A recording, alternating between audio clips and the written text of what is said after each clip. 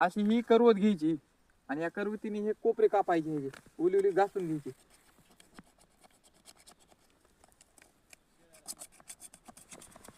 असे पुन्हा असा मारतूल घ्यायचा एक, या मारतूलने हळूच थोडं थोडं हाणायचं फक्त, आणि ह्या कडीने सुद्धा हाणायचं थोडं थोडं, जास्त नाही हाणायचं.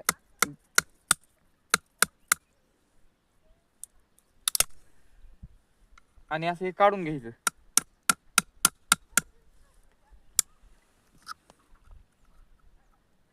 बस ना. आणि ज्या साईडने आपण त्या करवतीने कापलं होतं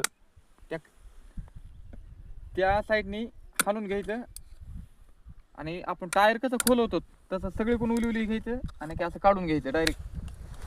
नाही तर हे असं काही केल्याने निघत नाही. चुलीचेन लावा आणि काय न लावा काही होत नसतं. हे बघा कसं एकदम मस्तपैकी डायरेक्ट निघलं. चुलीचेन लावायची गरज नाही पडली, काय नाही पडली याला. आणि 2 मिनिटाचं काम 0 मिनिटात झालं बघा. दुसरं बसून घेऊ. आपल्यापाशी हे नव्हतं, आपण डायरेक्ट फेविक्विकचा वापर करू ह्याला. कर्याकडे जुगाड असतं, हे नसलं तर ते असतं, ते नसलं तर हे असतं, आणि काहीच नसलं तर डायरेक्ट लाकडाचं खुटी असते.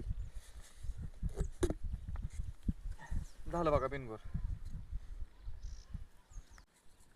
बघा हे मस्त बसलं आता. आणि हे असं गेलं बघा पाणी तिकडे. ओके.